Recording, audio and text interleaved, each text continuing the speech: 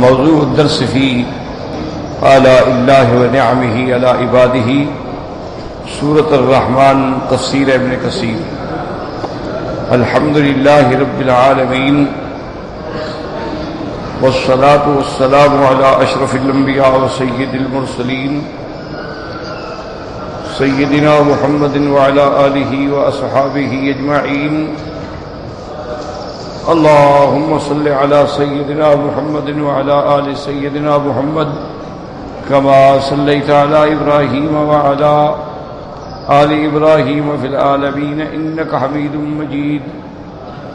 قال الله تبارك وتعالى في كلامه المجيد: بسم الله الرحمن الرحيم.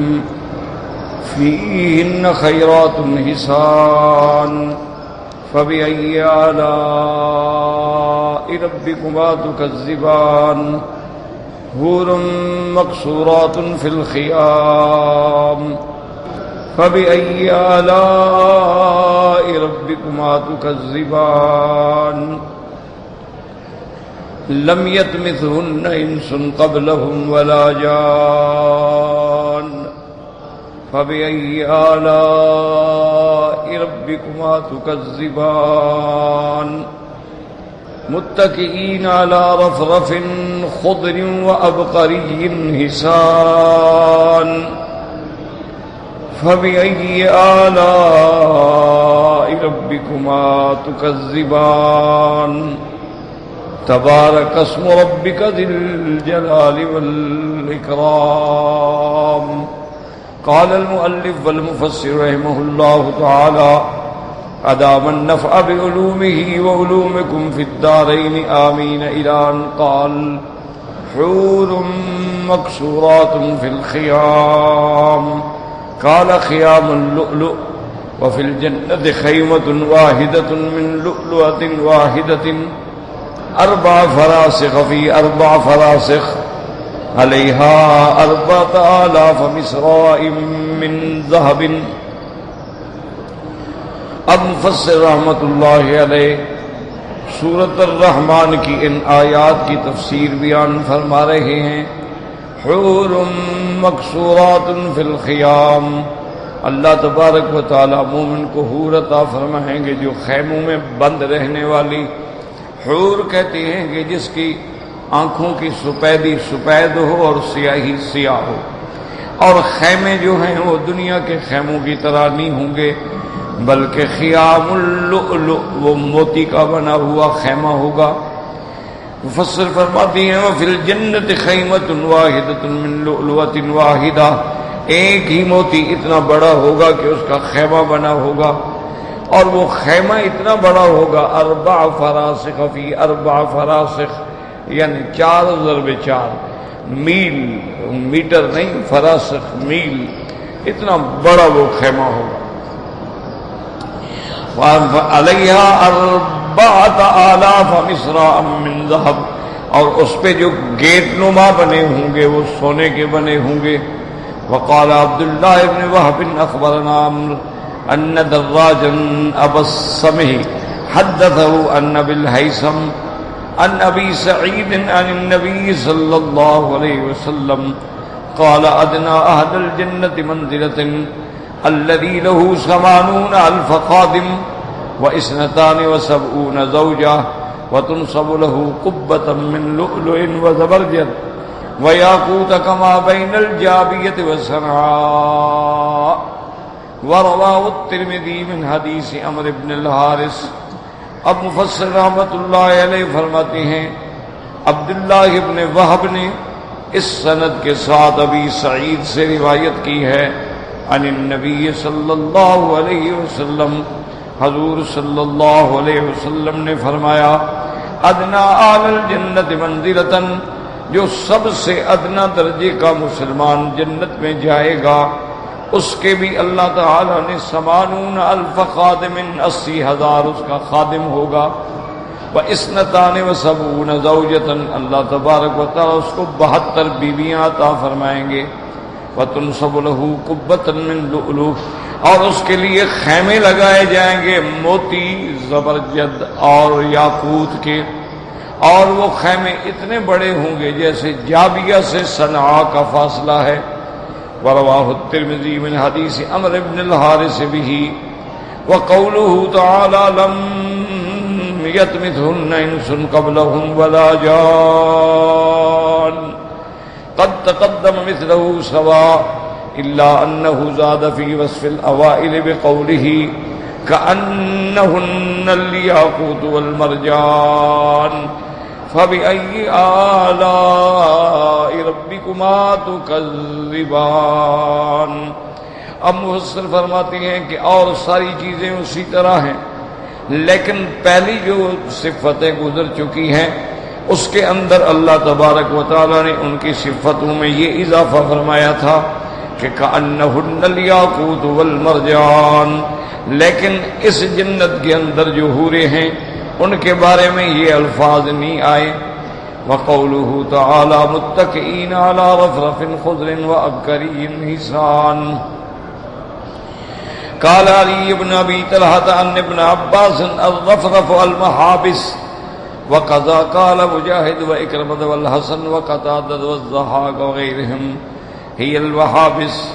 وقال العلاء بن زید الرفرف على السرير كهيئة المحابس المتدلى.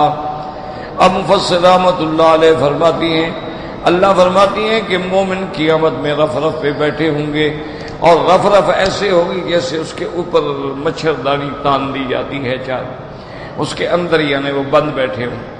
اسی طرح انہوں نے فرمایا کہ الرفرف علی السریر، وہ رفرف جو ہے اس کے پلنگ کے اوپر ہوگی، کحیۃ المحابس المتدلہ، جیسے اس کے اوپر ایک گھر بنا دیا گیا ہو. وقال عاصم الجحدری متکئین علی رفرف خضر یعنی الوسائد. حضرت جحدری فرماتی ہیں کہ رفرف سے مراد یہ ہے کہ وہ سرانے جو ہوں گے جن پہ وہ ٹیک لگا کے بیٹھے ہوں گے. وهو قول الحسن البصری فی روایت عنہ. وقال ابو داود الطیالسی عن شعبۃ عن نبی بشر عن سعید بن جبیر فی قوله تبارک و تعالی متکئین علی رفرف خضر. قال الرفرف ریاض الجنہ. وہ فرماتی ہیں کہ رفرف سے مراد یہ ہے وہ جنت کا ایک باغ ہوگا. وقوله تبارک و تعالی وابقری حسان. قال ابن عباس وقتادہ والضحاک والسدی. الابکری والزرابی یعنی ابکری کہتے ہیں جو بہت زیادہ خوبصورت اور قیمتی کپڑا ہو. وقال سعید بن جبیر نے عتاق الزرابی یعنی جیادہا، یعنی جو اس سے جیاد یعنی اجود سے جو سب سے اچھا. وقال مجاہد الابکری الدیباج. وہ فرماتے ہیں ابکری بھی ریشم کی ایک قسم ہے. وسئل الحسن البصری عن قوله تعالی وابقری حسان. فقال یبسط اہل الجنت لا ابا لکم فاطلبوها. حضرت حسن بصری رحمت اللہ علیہ سے کسی نے پوچھا کہ سورۃ الرحمن میں جو آتا ہے وہ ابکری حسان، اس سے کیا مراد ہے؟ انہوں نے فرمایا خدا کے بندے یہ مومنوں کا فراش ہوگا، بستر ہوگا، اور کوشش کرو جنت حاصل کرنے کی. وعن الحسن روایت انہا المرافق. وہ کہتے ہیں یہ بھی ٹیک لگانے کے سہارے جو ساتھ رہتے ہیں. وقال زید بن اسلم الابکری احمر و اصفر و اخضر. ابکری جو ہے وہ ایک کپڑا ہے قیمتی، سرخ بھی ہوتا ہے، پیلا بھی ہوتا ہے، سبز بھی ہوتا ہے. وسئل العلاء بن زید عن الاکبری فقال البسط اسفل من ذلك. بساط جو ہے وہ اس سے کم ہوتی ہے، یعنی وہ اس سے بھی زیادہ ہوتا ہے. وقال ابو حضرت یعقوب بن مجاہد الابکری من ثیاب اہل الجنت لا یعرف احد. انہوں نے فرمایا ابکری جو ہے جنت والوں کا لباس ہوگا، کوئی بھی نہیں جانتا وہ کیا چیز ہوگی. وقال ابو العالیۃ الابکری التنافس المحملۃ الى الرکۃ. انہوں نے فرمایا کہ اس سے لباس میں لیکن وہ باریک. وقال الکبسی کل ثوب موشی عند العرب ابکری. وہ فرماتی ہیں کہ جس کپڑے پہ کام کیا ہوا ہو، پھول بوٹے بنے ہوں، اس سب کو ابکری کہتے ہیں. وقال ابو عبادہ هو منسوب الى ارض يعمل بها الوشي، وہ فرماتے ہیں کہ اصل میں ابقر جو ہے ایک جگہ کا نام ہے، وہاں یہ کپڑوں پہ پھول بوٹے کا کام بنتا تھا۔ وقال الخلیل بن احمد كل شيء نفيس من الرجال وغير ذلك يسمى عند العرب ابکریا، اور مسدد فرماتے ہیں خلیل ابن احمد، وہ فرماتی ہیں کہ ہر قیمتی اور اعلیٰ چیز جو ہے چاہے وہ بندہ ہو یا کپڑا ہو اس کو ابکری کہا جاتا ہے۔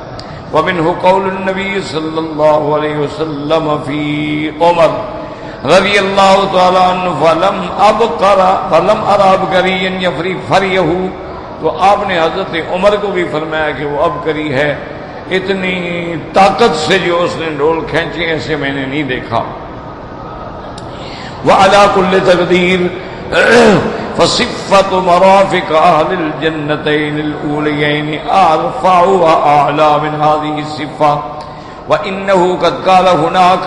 اب مفسر فرماتے ہیں کہ ہر حال میں یہ بات ماننی ہوگی کہ پہلی جو جنتیں ہیں ان کے اندر جو چیزیں ہیں وہ ان دو جنتوں سے ارفع بھی ہیں، اعلیٰ بھی ہیں، چونکہ وہاں اللہ پاک نے فرمایا متکئین علی فرش بطائنها من استبرق فنعت بطائن فرشهم وسكت عن ظهائرها اکتفاء بما مدح به البطائن بطریق الاولا والاحرى۔ اب مفسر فرماتا ہے کہ وہاں اللہ نے فرمایا متکئین علی فرش، مومن اپنے بستروں پہ ٹیک لگائے ہوں گے، اور ان بستروں کے لحاف جو ہیں ان کا اندر جو ہے وہ دیباج اور ریشم ہوگا، اوپر کا تو ذکر ہی نہیں کیا کہ پتہ نہیں وہ کیسا ہوگا۔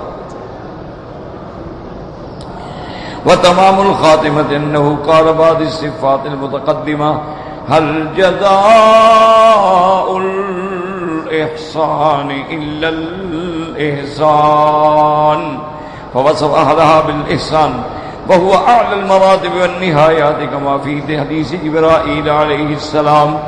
اور اب المفسر فرماتے ہیں کہ ساری صفتوں کی انتہا اس پہ فرمائی کہ حل جزاء الاحسان الا الاحسان، کیا احسان کا بدلہ احسان کے علاوہ بھی کوئی ہو سکتا ہے؟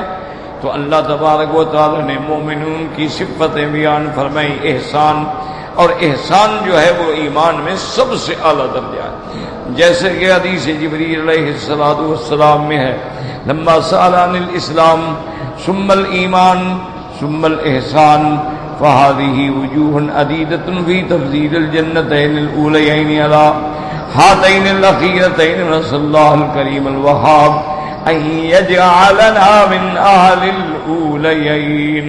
تو سب سے بڑا مرتبہ جو ہے وہ احسان کا ہے۔ اسی لیے یاد رکھیں کہ جب جبریل علیہ السلام آئے تو ایک انسان کی صورت میں آئے اور دو زانو ہو کر سرکار دو جہاں کے آپ کے گھٹنوں مبارک سے ایسے گھٹنے جوڑ کے بیٹھ گئے۔ تو حدیث مبارک میں آتا ہے کہ فَوَضَعَ يَدَيْهِ عَلَى رُكْبَتَيْهِ، تو اس کے بارے میں محدثین نے دو قول بیان کیے۔ ایک قول تو یہ ہے کہ جبریل علیہ السلام نے اپنے دونوں ہاتھ جو تھے وہ حضور کے گھٹنوں پہ رکھ دیے، اور دوسرا قول یہ ہے کہ جب وہ دو زانو ہو کے بیٹھا تو اپنے ہاتھ جو ہیں اس نے اپنے گھٹنوں پہ رکھ دیے۔ تو یہ ادب کا کمال ہوتا ہے کہ آدمی کسی کے سامنے دو زانو ہو کے بیٹھ جائے۔ اور اس کے بعد پھر جبریل علیہ السلام نے سوالات کیے۔ ان سوالات میں ایک سوال یہ تھا کہ مل اسلام، اسلام کس کو کہتے ہیں؟ تو حضور پاک نے بیان فرمایا اسلام استسلام ہے، اور اس نے کہا حضور چلو اسلام تو سمجھ آئے، ایمان کس کو کہتے ہیں؟ حضور پاک نے ایمان کا بھی بیان فرما دیا۔ اب تیسرا سوال جو اس نے کیا، اس نے کہا یا رسول اللہ مل احسان، احسان کیا ہو؟ تو یہ ایمان کا سب سے اعلیٰ درجہ، یعنی اسلام میں آدمی داخل ہوتا ہے پھر اس کو مقام ایمان ملتا ہے، پھر وہ درجہ احسان پہ فائز ہوتا ہے۔ تو حضور پاک نے فرمایا کہ ان تعبد اللہ کأنک تراہ فإن لم تکن تراہ فإنہ یراک۔ تم اپنے اللہ کی عبادت ایسے کرو گویا خدا کو دیکھ رہے ہیں۔ یاد رکھو کأنک یعنی گویا، ورنہ تو کوئی بندہ خدا کو تو نہیں دیکھ سکتا۔ تو معنی یہ ہے کہ اگر آدمی خدا کے سامنے کھڑا ہو اور اس انداز میں کہ گویا وہ اپنے اللہ کا دیدار کر رہا ہے تو کیسا خشوع ہوگا، کیسا خضوع ہوگا، مجال ہے کہ اس سے کوئی حرکت ہو۔ آپ نے فرمایا کہ اچھا اگر تم یہ مقام حاصل نہیں کر سکتے ہو فَإِن لَّمْ تَكُن تَرَاهُ فَإِنَّهُ يَرَاكَ، تو یہ مقام تو حاصل کرو کہ تم خدا کو نہیں دیکھ سکتے لیکن خدا تو تمہیں دیکھ رہا ہے۔ اسی لیے یاد رکھو کہ جتنے محدثین، مفسرین، مجتہدین، فقہا، اولیاء گزرے ہیں، وہ کہتے ہیں کہ نماز ایک ایسی چیز ہے، یہ معراج ہے مومن کا، اور نماز ایسی چیز ہے کہ صلۃ بین العبد و بین الرب، یہ بندے کو اپنے اللہ سے جوڑنے والی ہے۔ نماز جو ہے عماد الدین، یہ دین کا ستون ہے، جیسے خیمہ ستون پہ کھڑا ہوتا ہے، نماز ہے تو دین ہے ورنہ نہیں۔ تو اس لیے وہ فرماتے ہیں کہ نماز میں جب آدمی کھڑا ہو تو بالکل یتوجہ الی اللہ بقلبہ وقالبہ، اپنے جسد، اپنے دل، اپنے دماغ، اپنے عقل، ہر چیز اسی طرف ہو کہ میں اپنے اللہ کو دیکھ رہا ہوں۔ اسی لیے ایک دفعہ ایک آدمی نماز پڑھ رہا تھا، اس نے داڑھی کو نماز میں کھجایا، خارش ہوئی تو نماز میں کھجایا، حضور پاک کی نظر پڑی، آپ نے فرمایا لو خشع قلبہ، اگر اس کے دل میں خشوع ہوتا تو اس کے ہاتھوں میں بھی خشوع ہوتا، کبھی حرکت نہ کرتا۔ اور آج کل ہم جو نماز پڑھتے ہیں بس دعا کریں، فرض تو اتر جاتا ہے، اللہ قبول فرما لے، ورنہ ہمارا تو یہ ہے کہ نماز میں کھڑے ہیں اور رومال بنا رہے ہیں، اور نماز میں کھڑے ہیں کبھی ہاتھ باندھ رہے ہیں، کبھی چھوڑ رہے ہیں، نماز میں کھڑے ہیں کبھی گھڑی دیکھ رہے ہیں، نماز میں کھڑے ہیں جوال دیکھ کے کس نے فون کیا ہے بند کر، یہ پتہ نہیں کون سی نماز۔ یعنی آدمی محنت بھی کرے، وقت بھی نکالے، وضو بھی کرے، مسجد میں بھی آئے، پھر بھی صحیح معنی میں نماز ادا نہ کرے۔ قوموا للہ قانتین، قنوت کا معنی یہی ہوتا ہے کہ مکمل خشوع۔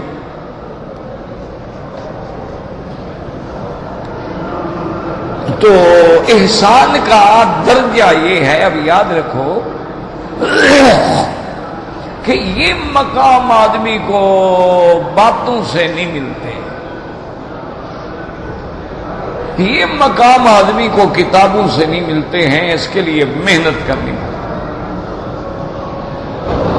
اسی لیے پہلے علماء کے اندر یہ قاعدہ تھا کہ طالب العلم پہلے علم پڑھتا تھا، تمام علوم سے جب فارغ ہو جاتا تھا دورہ حدیث مبارک پڑھ لیتا تھا، اور اس کو مدرسے سے شہادہ مل جاتی تھی اور علم کی اعزاز کی پگڑی بندھوا دیتے تھے کہ بھئی تم اب عالم ہو، تو اس کے بعد وہ کسی ولی اللہ کی صحبت اختیار کرتے تھے، ان کی صحبت میں آ کے 2 مہینے 3 مہینے 4 مہینے جتنے بھی اللہ توفیق دیتا وہاں رہتے، اور وہ بزرگ جو ہیں پھر ان کی تربیت کرتے، اور وہ تربیت جو ہے وہ بھی قرآن و سنت کی روشنی میں ہوتی۔ اس کی نماز صحیح کرتے، اس کے حروف کی ادائیگی صحیح کرتے، اس کی نیت صحیح کرتے، اور اللہ کے ذکر سے اس کے دل کو مانجھ دیتے، اور ہر وقت اپنی نگرانی میں اور اپنی زیر اثر اس کو رکھ کے ایک ایک قدم پر اس کی شیخ کی نظر ہوتی تھی کہ کوئی خلاف سنت تو نہیں قدم اٹھا رہا۔ اور جب تربیت کامل ہو جاتی تھی پھر ان کو کہتے تھے کہ ہاں بھائی اب جاؤ تم مدرسے میں کہیں بیٹھ کے پڑھاؤ بھی اور لوگوں کو دین کی تبلیغ بھی کرو اور دعوت بھی دو اور ان کی اصلاح کا کام بھی کرو، کیونکہ یہ چیزیں محنت کے بغیر نہیں آتی ہیں۔ اور جب آدمی محنت کرتا ہے، یاد رکھو، تو ایک تو ہماری یہ دو آنکھیں ہیں نا، ایک اللہ نے دل کے اندر بھی بصیرت رکھی ہے، تو جب رزق حلال ہوتا ہے، صدق مقال ہوتا ہے، اور ہر وقت زبان پہ اللہ کا ذکر ہوتا ہے، تو پھر وہ دل جو ہے اس کے زنگ اتر جاتے ہیں، دل صاف ہو جاتا ہے۔ اب وہ اس کی بصر کے ساتھ بصارت بھی کام کرنا شروع کر دیتی ہے۔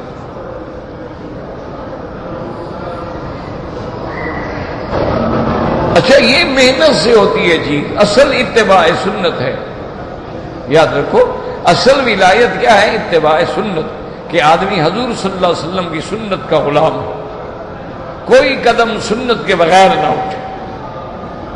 یہ محنت تو بعض اوقات جو ہندو ہیں، جوگی ہیں، وہ بھی ریاضت کر کے، محنت کر کے وہ بھی یہ مقام حاصل کر لیتے ہیں۔ وہ کافی پرانی بات ہے، تقریباً 100 سال کے قریب ہوگی یا 70-80 سال کے، کہ ایک ہندو تھا وہ، لیکن وہ بڑا یعنی اپنے گیان دھیان میں بڑا پہنچا ہوا تھا۔ وہ دین پور شریف ایک چھوٹی سی جگہ ہے جہاں حضرت خلیفہ غلام محمد دین پوری رحمۃ اللہ علیہ رہتے تھے، اور جو الحمدللہ ولی من اولیاء اللہ بھی تھے اور مجاہد بھی تھے، جنہوں نے کافی انگریز کے خلاف جنگ لڑی۔ اور وہ اتنا بڑے ماشاءاللہ بزرگ تھے کہ جہاں حضرت تھانوی رحمۃ اللہ علیہ اور حضرت بدری رحمۃ اللہ علیہ اور حضرت لاہوری رحمۃ اللہ علیہ، حضرت مروٹی، یہ بڑے بڑے لوگ وہاں جاتے تھے۔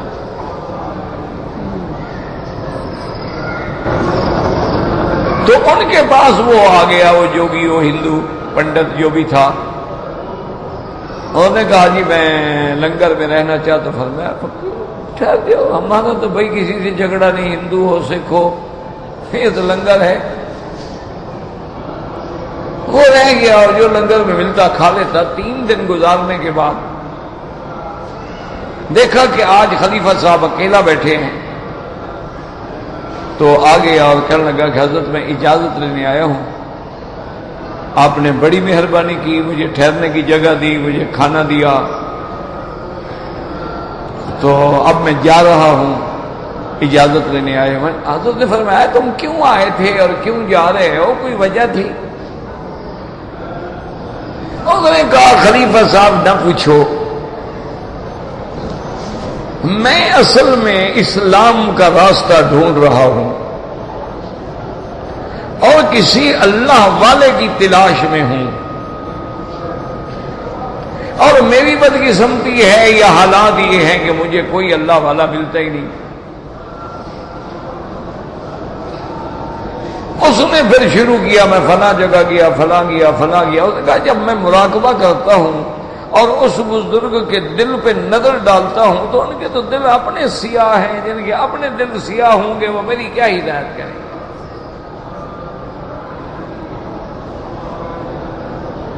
اس نے کہا حضرت میں جس بزرگ کے پاس گیا، میں نے مراقبہ کیا، تو مجھے ان کے دل پہ جب میں نے اپنی توجہ مرکوز کی تو وہ تو سیاہ ہیں۔ تو جب دل سیاہ ہیں ان کے، تو میرے دل کی صفائی وہ کیسے کر دیں گے؟ پہلے اپنا دل تو صاف کریں۔ کیوں؟ حضور نے فرمایا نا کہ جب آدمی گناہ کرتا ہے تو دل پہ ایک نقطہ لگ جاتا ہے، دوسرا گناہ کرتا ہے دوسرا نقطہ لگ جاتا ہے، تیسرا کرتا ہے تیسرا، حتیٰ اس ود قلبہ، دل سیاہ ہو جاتا ہے۔ اور جب دل سیاہ ہو جاتا ہے اس کی علامت میں آپ کو بتا دوں یہ ہوتی ہے کہ آدمی گناہ کو گناہ ہی نہیں سمجھتا۔ اب دیکھیں نا، مثلا ایک آدمی نمازی ہے، اس کی ایک نماز نہیں جماعت چھوٹ جائے، وہ کہتا ہے یار میری جماعت، کوئی اور بندہ ہے بھائی، کوئی اور بندہ ہے یار جماعت کر لے، میری جماعت چلی گئی۔ نماز قضا ہو جائے حالانکہ سو گیا، اس کو پتا ہے کہ اگر آدمی سو گیا ہے تو کوئی گناہ نہیں ہے اس پہ، لیکن رو رہا ہے کہ یا اللہ اب اس سے کون سا گناہ ہو گیا کہ میں رات سوتا رہا اور میری نماز چلی گئی، چین نہیں آتا اس کو۔ اور دوسرے ان بندوں پہ نظر ڈالو کہ اذانیں ہو رہی ہیں، نمازیں ہو رہی ہیں، وہ سگریٹ پی رہے ہیں، اور تھوڑا سا اگر پکڑنے والوں کا ڈر ہے تو شٹر گرا کے اندر بیٹھ جاتے ہیں یا کہیں کسی کے گھر میں چلے جاتے ہیں، پرواہ ہی نہیں۔ 5 نمازیں گزر گئی، اس کے کان پہ جوں بھی نہیں لوں گی، تو سمجھ لو کہ دل سیاہ ہو چکا، اس کو کوئی اثر ہی نہیں ہوا کہ میری نمازیں چلی گئی۔ میں مسلمان ہوں، میں کلمہ پڑھتا ہوں، میں بلد اللہ الامین میں رہتا ہوں، میں مکہ پاک میں رہتا ہوں، میں مدینہ منورہ میں رہتا ہوں، کوئی اگر کبھی آ بھی گیا پڑھنے کے لیے تو بس ٹکرے ماری اور بھاگ گیا، اور ساری ساری رات فلم پہ بیٹھے رہیں گے، مجالے کے پلک جھپک جائے۔ سمجھ لو کہ دل سیاہ ہو چکا ہے۔ اچھا، اور یہ بھی یاد رکھو کہ دلوں کو صاف کیسے کرنا ہے۔ دلوں کو صاف کرنے کا طریقہ اللہ کا ذکر ہے، کہ جب انسان اللہ کا ذکر کرتا ہے، نماز پڑھتا ہے، قرآن پڑھتا ہے، تسبیح کہتا ہے، تحمید کہتا ہے، تکبیر کہتا ہے، تحلیل کہتا ہے، تو اب شیطان بھاگتا ہے، اور جب انسان غافل ہوتا ہے شیطان آگے دل پہ ڈیرا لگا رہتا ہے۔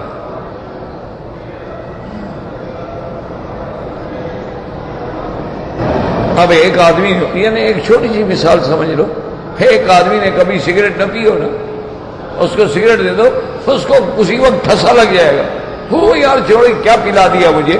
اچھا جو روز پیتا ہے اس کو کیوں کچھ نہیں ہوتا؟ وجہ کیا ہے کہ وہ دل سیاہ ہو گیا کہ احساس سے گناہ مر گیا ہے، گناہ کا احساس ہی نہیں ہوتا۔ وہ شراب میں ہیں جناب، اس میں ہیں، اور بڑے پڑھے لکھے لوگ، بڑے اعلیٰ تعلیم یافتہ لوگ، ان کی راتیں جو ہیں بس شام ہوئی شراب پیا اور اس کے بعد گناہوں میں زندگی گزر گئی، صبح 11 بجے تک پڑے ہوئے ہیں۔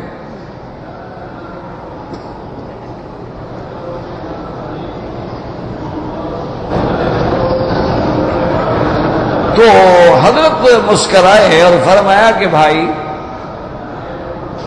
فقیر کے دل پر بھی نظر کرو۔ خود نے کہا حضرت میں نے کیا ہے، میں بتاتا تو نہیں ہوں لیکن میں کرتا رہتا ہوں۔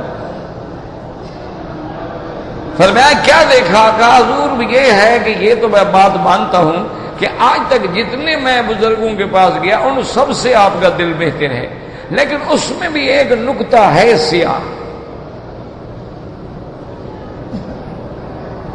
پورا صاف نہیں ہے۔ تو حضرت نے فرمایا کہ بھائی تم کو یہ مقام کیسے ملا کہ دل دیکھ لیتے ہو؟ ہمیں تو بندے کے ظاہری عمل کا بھی پتہ نہیں لگتا، تم دلوں کو بھی جھانک لیتے ہو، اس مقام پہ کیسے پہنچے؟ اس نے کہا حضرت بس اپنے نفس کی مخالفت سے پہنچا ہوں کہ جو نفس نے مانگا میں نے نہیں دیا۔ نفس نے خواہش کی کہ آج رات پوری سونا ہے، میں نے کہا بالکل نہیں سونا ہے۔ میں نے کہا چلو چیختے رہو، میں بھی بیٹھا ہوں، نہیں سونا۔ نفس نے کہا یار آج تو دل کرتا ہے کوئی بچے قسم کا بہترین کھانا کھائیں۔ میں نے کہا میں تمہیں آج بھوکا مروں گا، فکر نہ کرو۔ نفس نے خواہش ظاہر کی کہ یار یہ دودھ بڑا اچھا بک رہا ہے، ہم بھی ایک لے لیں۔ میں نے کہا نہیں، دودھ کیا، تو میں پانی بھی نہیں لوں گا۔ انہوں نے کہا جی میں نے جب نفس کی مخالفت کی ہے، نفس کو کچل ڈالا ہے، تو اللہ نے یہ میری آنکھیں کھول دی ہے۔ تو آپ نے فرمایا اچھا بات سنو، سیدھی بات بتانا، اس وقت تم میرے ہاتھ پہ بیعت کر کے اسلام لانا چاہتے ہو؟ کیا کہتا ہے نفس تمہارا؟ خود نے کہا جی نفس کہتا ہے بالکل، نہ بیعت ہونا ہے اس مولوی کے، نہ اسلام لانا ہے۔ تو میں نے کہا پھر نفس کی مخالفت کرو بدبخت۔ کیوں؟ اگر نفس کی مخالفت نہیں کرو گے ساری بزرگی تیری چھن جائے گی۔ اب تیرا نفس کہتا ہے اسلام نہ لاؤ، تیرا نفس کہتا ہے اس بزرگ کی بیعت نہ کرو، تو نفس کی مخالفت کرو۔ اس نے کہا جی بالکل ٹھیک ہے، مجھے کلمہ پڑھا ہے، میں نفس کو نہیں مانتا۔ تو کلمہ پڑھ لیا، پھر حضرت کے ہاتھ پہ بیعت بھی ہو گیا۔ اب حضرت مسکرائے اور فرمایا اچھا ابھی دیکھو اب تو بھائی بن گئے، مسلمان ہو گئے ہم، اب ذرا مراقبہ کرو میرے دل کی کیفیت دیکھو۔ اس نے پھر مراقبہ کر لیا۔ اس نے کہا حضرت کمال ہے، آج تو آپ کا دل بالکل شیشے کی طرح صاف ہے، کوئی داغ شاغ نہیں۔ انہوں نے فرمایا بدبخت وہ داغ تیرے کفر کا تھا، تمہیں لوگوں کے دل میں جو نظر آتا تھا سیاہی تیرے کفر کی تھی، تو جب شیشے کے سامنے سیاہی ٹکڑا رکھو گے تو آگے سیاہ نظر آئے گا، وہ تو بدبخت تیری سیاہی تھی، اب تیرے اندر کی سیاہی ختم ہو گئی ہے تو ان کا دل بھی صاف ہو گیا، یہ تو تیرے کفر کا سواد تھا۔ انہوں نے کہا میں تو زندگی بھر رلتا رہا، آج مسئلہ حل ہوا۔ اس کا مطلب تو یہ ہے کہ وہ بزرگ بھی بیچارے ٹھیک تھے، میں ان سب کو خراب سمجھتا رہا، اصل خرابی تو میرے اندر تھی نا، کہ جو میرے اندر ہوگا شیشہ وہی دکھلائے گا نا، ایک اصولی بات ہے۔ اب شیشے کے سامنے اگر آپ یہ اینک رکھیں گے تو اس کو سفید تو نہیں دکھلائے گا، شیشے کے اندر آپ سامنے کھڑے ہوں گے، اگر آپ کا چہرہ صاف ہے صاف دکھلائے گا، اور صاف نہیں ہے تو وہ دکھلائے گا۔ تو دل جو ہے یہ بھی تو ایک شیشہ ہوتا ہے۔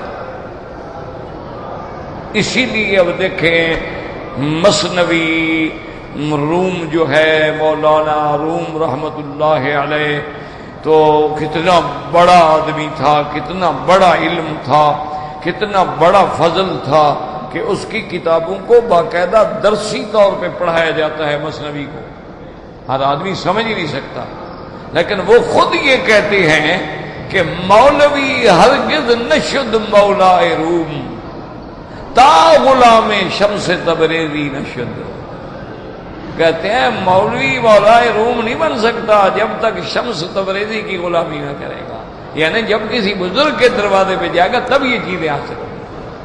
لیکن یاد رکھو بزرگ وہ ہوگا جو متبع سنت محمد مصطفیٰ، اگر وہ حضور کی سنت کا متبع نہیں ہے تو ہمیں دریا پہ چل کے دکھا دے، انگاروں پہ چل کے دکھا دے، ہواؤں میں اڑ کے دکھا دے، سمجھ لو شیطان ہے یا دجال ہے، وہ ولی اللہ نہیں۔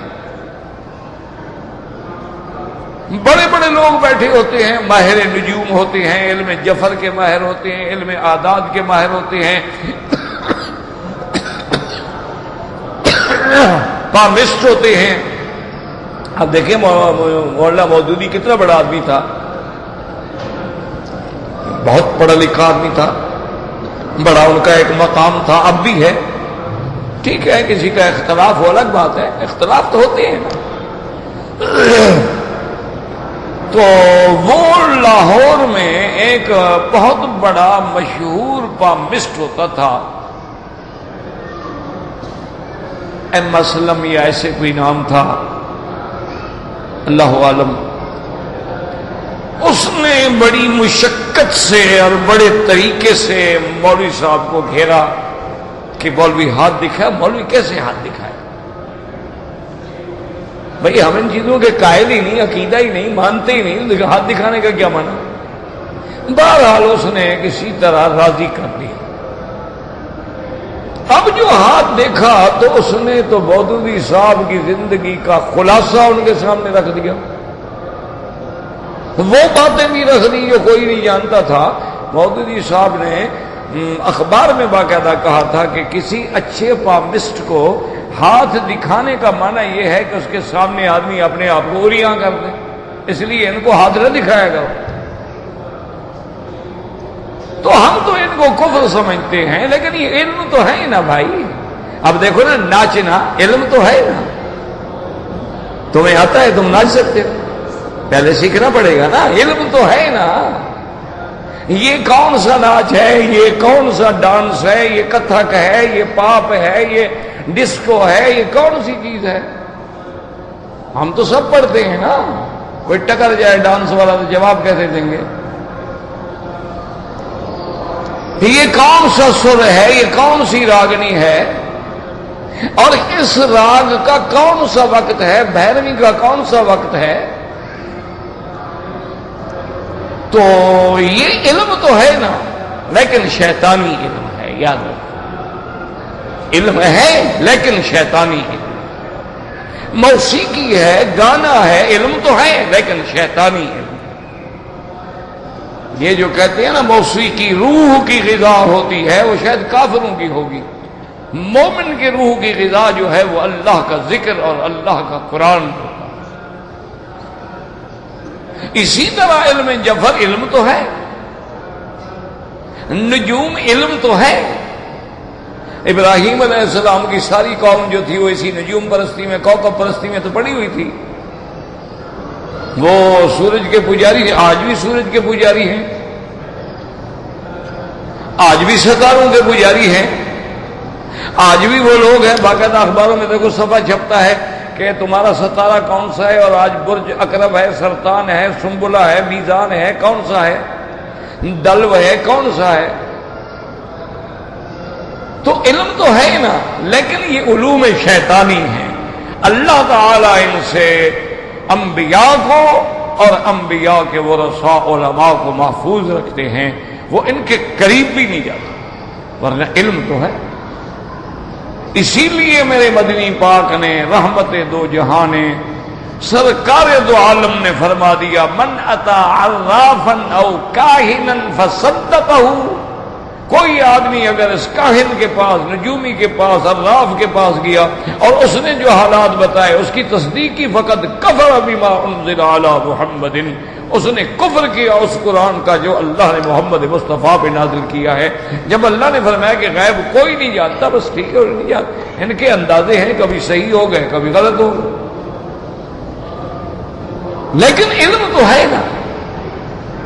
تو یاد رکھیں، درجہ احسان کے لیے پھر میرا بھائی صرف زبانی کلامی بات نہیں ہوگی، پھر چکی پیسنی پڑتی ہے، پھر محنت کرنی پڑتی ہے، پھر نمازیں، تلاوت قرآن، اللہ کے ذکر کی ضربوں سے دل کو ٹھیک کرنا پڑتا ہے، پھر غیر سے تعلق توڑنا پڑتا ہے اور ایک سے تعلق جوڑنا پڑتا ہے، پھر سارے جہان سے نا امیدی اور ایک اللہ سے امید، سارے جہان سے بے توجہی اور ایک اللہ کی طرف توجہ، پھر وہ مقام احسان نصیب ہوتا ہے۔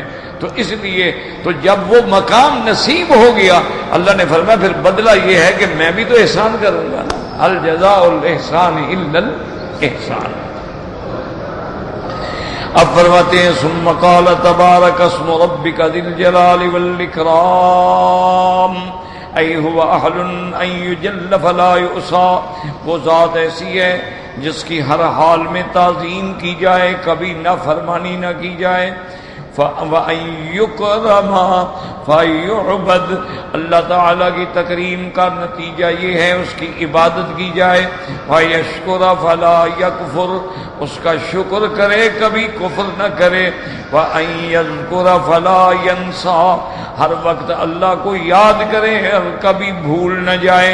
وقال ابن عباس ذی الجلال والاکرام ذی العظمت والکبریاء۔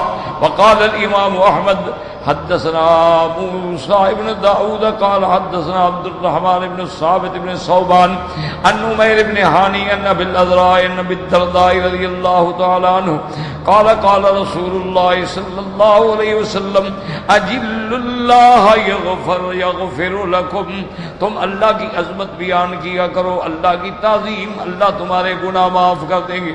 وفی الحدیث الاخر ان من جلال اللہ اکرام ذی الشیبۃ المسلم وذی السلطان وحامل القرآن غیر الغالی فیہ والجافی عنہ۔ اللہ تبارک و تعالی جب مسلمان بوڑھا ہو جاتا ہے، اس کی داڑھی سفید ہو جاتی ہے، اللہ اس کی عزت فرماتے ہیں۔ اسی طرح جس کو اللہ سلطنت دیتے ہیں، حکم دیتے ہیں، اس کی عزت فرماتے ہیں۔ اسی طرح جو حامل قرآن ہے، قرآن کا حافظ ہے، قرآن کا قاری ہے، قرآن کا مفسر ہے، قرآن پڑھانے والا، اللہ تبارک و تعالی اس کی بھی عزت فرماتے ہیں۔ لیکن ایسا نہ ہو جو غلو کرے، اور ایسا نہ ہو جو بالکل زیادہ حق سے دور ہٹ جائے۔ اللہ کے قرآن کی تفسیر قرآن کرے گا، یا فرمان محمد مصطفیٰ کرے گا، یا اصحابہ رسول فرمائیں گے۔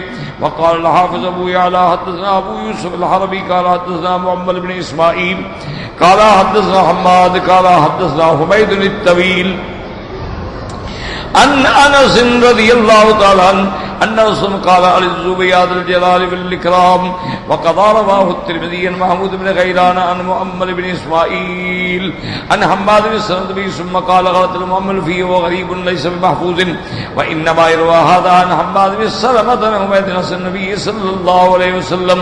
حضور پاک نے فرمایا کہ العزو پناہ پکڑو یا ذل جلال والاکرام، تو جو آدمی اس نام سے اللہ کو پکارتا ہے، اللہ کی پناہ میں آ جاتا ہے، اللہ کی حفظ میں آ جاتا ہے، اللہ تعالیٰ اس کی مصیبتیں حل فرما دیتے ہیں۔ وقد قال الامام احمد حدثنا ابراہیم بن اسحاق قال حدثنا عبداللہ بن المبارک ان یحییٰ بن حسان المقدسی ان ربیعۃ بن عامر قال سمعت رسول اللہ صلی اللہ علیہ وسلم یقول العزو بذی الجلال والاکرام۔ رواه النسائی من حدیث عبداللہ بن باربی وقال الجوہری الذ فلان بفلان۔ العزو کا کیا معنی؟ کہتا ہے جیسے علماء لغت میں سے جوہری فرماتے ہیں الذ کا معنی لازمہ، جیسے ہم کہتے ہیں کہ فلان فلاں کو الذ معنی اس کا بالکل ساتھ پکڑ لیا، تم بھی اللہ کے نام کا ساتھ پکڑ لو، چلتے پھرتے ہر وقت زبان پہ اللہ کا نام ہو۔ وقول ابن مسعود العزو بیاد الجلال والاکرام الزموا یقال الالزاز هو الالحاح، اور بعض علماء کہتے ہیں العزو کا معنی ہے کہ عاجزی سے رو رو کے اپنے رب کو پکارو۔ قلت وکلاہما قریب من اللہ واللہ اعلم وهو المداومۃ واللزوم والالحاح۔ وفي صحیح مسلم وسنن بعد عبد الله بن حازم عائشہ قالت كان رسول الله صلی اللہ علیہ وسلم اذا سلم لا يقعد يعني بعد الصلاة الا بقدر ما يقول اللهم انت السلام ومنك السلام تبارکت یا ذا الجلال والاکرام۔ آخر تفسیر سورۃ الرحمن وللہ الحمد والمنہ۔ الحمدللہ سورۃ الرحمن اللہ تبارک و تعالی نے ہمیں پڑھنا نصیب فرمایا، اور اس کی رحمت سے انشاءاللہ اب سورۃ الواقعہ کا درس ہوگا برحمت اللہ و فضلہ و منہ و عطائہ۔ تو یاد رکھیں کہ اللہ کے قرآن کو جو آپ نے پڑھا ہے اس کو گھر میں بھی بار بار پڑھا کریں، اور اردو کے ترجمے دیکھ لیا کریں۔ آپ کی جو بھی زبان ہے، ہر زبان میں الحمدللہ ترجمے موجود ہیں، تو اس کو بار بار پڑھا کریں۔ تو یہ ایک صورت نہیں ہوتی، جب ایک صورت کے الفاظ پہ آپ اپنا دل و دماغ لگا دیں گے نا تو پھر آگے قرآن پڑھنا آسان ہو جاتا ہے، یہ قاعدہ ہے ہمیشہ۔ اسی لیے مدارس کے اندر تفسیر جلالین کا صرف ایک پارہ پڑھاتے ہیں، تفسیر بیضاوی کا ایک پارہ پڑھاتے ہیں۔ اس کی وجہ کیا ہوتی ہے کہ وہ پہلے ان کو اصول تفسیر پڑھا دیتے ہیں، پھر ان کو مصطلحات الحدیث پہلے وہ پڑھ چکے ہوتے ہیں، اصول تفسیر کے بعد پھر ان کو وہ خلاصہ بنا دیتے ہیں، اس کے بعد ان کو پھر ایک ایک لفظ پہ ہر قسم کی بحث سے گزارتے ہیں، قواعد کے اعتبار سے، صرف کے اعتبار سے، نحو کے اعتبار سے، مشکلات الفاظ کے اعتبار سے، حل اللغات کے اعتبار سے، پھر وہ ترجمہ جو صحابہ نے فرمایا ہے، پھر اس کا سلیس مفہوم اس کے دماغ میں ڈالتے ہیں، تو اس کا نتیجہ یہ ہوتا ہے کہ ایک پارہ پڑھنے کے بعد اللہ کی رحمت سے سارا قرآن آسان ہو جاتا ہے، کیوں لفظ تو وہی آئیں گے نا بار بار۔ آپ نے یعلمون کا معنی سمجھ لیا تو جہاں بھی یعلمون آئے گا سمجھ جائیں گے نا۔ آپ نے اگر تعلمون کا معنی سمجھ لیا، جہاں بھی تعلمون آئے گا تو اب یعلمون اور تعلمون میں آپ کو فرق سمجھ آ جائے گا۔ تو بہرحال یہ اللہ کی عنایت سے ہوا ہے، اس کے بغیر تو کچھ بھی نہیں ہو سکتا۔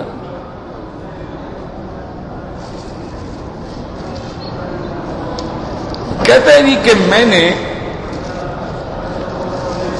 اللہ تعالی کے فضل سے حج کیا ہے، اور حج کرنے سے آدمی کے تمام گناہ معاف ہو جاتے ہیں، لیکن مجھے پہلے والے گناہ جو ہیں وہ یاد آتے رہتے ہیں۔ میرا بھائی بات یہ ہے کہ مثلا ایک جگہ آپ گھر میں آگ جلاتے ہیں، کھانا پکانے کے لیے چولہا ہے، آگ جلاتے ہیں، اب آگ بجھ گئی، آپ نے وہاں سے اس کی راکھ واکھ بھی جھاڑ دی، لیکن اس آگ کے نشان اور اثرات تو پڑے ہیں نا وہاں۔ تو یہی وجہ ہوتی ہے کہ گناہ ہمارے معاف ہو جاتے ہیں، لیکن ان کے کچھ اثرات تو ہیں نا ہمارے اندر۔ تو اس اثرات کے مٹانے کا حل یہ ہے کہ زیادہ سے زیادہ اللہ کا ذکر کرو، زیادہ سے زیادہ استغفار کرو، زیادہ سے زیادہ حضور صلی اللہ علیہ وسلم پہ درود پڑھو، تو انشاءاللہ تبارک و تعالی ساری اصلاح ہو جائے گی۔ اور اگر بندے کو گناہ یاد آتے ہیں اور نادم ہوتا ہے تو یہ بھی ایک نیکی ہے، یہ بھی ایک نیکی ہے کہ اپنی غلطیوں کو یاد کر کے بندے کو ندامت ہوتی ہے، احساس ہوتا ہے، اور وہ سوچتا رہتا ہے میں کیا تھا، میری زندگی کیسے غلط تھی، اب اللہ نے مجھے حج نصیب کر دیا، اللہ نے مجھے اپنا گھر نصیب کر دیا ہے۔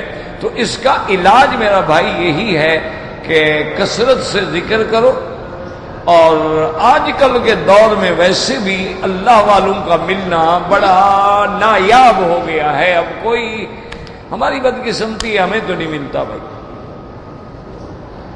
تو اب علاج کیا ہے کہ وہی علاج کرو جو ابتدا میں تھا، اسی سے اصلاح ہوگی، کہ جتنا وقت ملے قرآن پڑھو، 10 منٹ بھی مل جائیں، ایک صفحہ تو پڑھ لو گے، ایک رکوع تو پڑھ لو گے، جتنا تمہیں وقت ملے قرآن پڑھو، اور جتنا وقت ملے استغفار کرو۔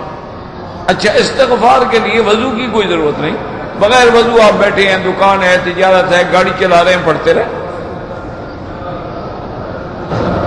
آپ بستر پہ بیٹھے ہیں، پڑھتے رہے۔ اور تیسری چیز ہے درود شریف، یہ چلتے پھرتے اٹھتے بیٹھتے ہر حال میں درود شریف پڑھیں۔ اب یہ 3 چیزیں ہیں، اس سے اصلاح آدمی کی ہو جاتی ہے۔ سب سے پہلے اللہ کا قرآن، استغفار، اور حضور صلی اللہ علیہ وسلم پر درود، ان 3 چیزوں کو وظیفہ بنا لو تو انشاءاللہ تبارک و تعالی بیڑا پار ہے۔ اللہ تبارک و تعالی کامیابی عطا فرما دیتے ہیں۔ اچھا، انسان کے سارے ہم غم پریشانیاں جو ہیں وہ بھی دھل جاتی ہیں۔ اچھا، انسان کے رزق میں تنگی ہو وہ بھی ختم ہو جاتی ہے۔ استغفار کی شان ہی ایسی ہے کہ آپ تجربہ کریں نا ذرا، 1 مہینے کے لیے تجربہ کریں کہ روزانہ کم از کم 2000 دفعہ استغفار پڑھو، 1000 دفعہ درود شریف پڑھو، دیکھو کیسے اللہ رزق کے دروازے کھولتے ہیں، کیسے قرضے اترتے ہیں، کیسے تنگی مٹ جاتی ہے۔ بس ہمت ہونی چاہیے. اصل نہیں ہے کہ ہمارے ہاں ہمت ہی نہیں رہی. میرے استاذ تھے، میرے شیخ تھے، بڑھاپا تھا. یعنی آپ اندازہ کریں، بڑھاپا، پھر بیماریاں، اور اس کے باوجود وہ جناب صبح نماز پڑھ کے 10 پارے قرآن پاک کی منزل تھی. 10 پارے، اور ایک دن رات میں 1,00,000 درود شریف پڑھتے تھے، اور ایک دن رات میں 1,00,000 کلمہ طیبہ کا ورد فرماتے تھے. اور پھر سارے شاگردوں کو بھی پڑھاتے تھے، مہمانوں کو بھی ملتے تھے، ان کو کھانا بھی کھلاتے تھے، ان کے حال احوال بھی کرتے تھے. یہ کیسے ہو جاتا تھا؟ اللہ کی توفیق ہے، ہم تو سوچ ہی نہیں سکتے. یہ اللہ کی توفیق ہوتی ہے. میں نے پہلے بھی آپ کو بتایا تھا، میرے اپنے بزرگ تھے شیخ الیاس رحمت اللہ علیہ، تو روزانہ قرآن ختم کرتے تھے. میں خود نہیں مانتا تھا. میں نے کہا یہ بتائیں، ایسے کہتے ہیں بوڑھے آدمی ہیں، قرآن 30 پارے روز. تو ایک دن میں لے کے ان کو چلا گیا مینا. اس دور میں مینا میں ہوتے تھے قہوے شاوے، وہاں جا کے ہم نے چارپائی لی، بیٹھ گئے. حضرت گاڑی میں وہ 8 آنے 4 آنے لیتے تھے، خط چلتے تھے، اس میں ہم بیٹھ گئے. تو یہاں مکے سے مینا جاتے جاتے 8 پارے تو انہوں نے پڑھ لیے. پھر وہاں گئے، اب جناب وہ کلاشی پڑھے، پھر کھانا آیا، کھانا کھایا، میں سونے لگا تو وہ پڑھ رہے ہیں. اچھا میں سو گیا. 2 گھنٹے کے بعد میری آنکھ کھلی، دیکھا حضرت بیٹھے پڑھ رہے ہیں. پھر میں سو گیا. گھنٹے کے بعد میں پھر اٹھا، دیکھا پھر پڑھ رہے. میں نے کہا حضرت مہربانی کرو، آرام بھی تو کر لو.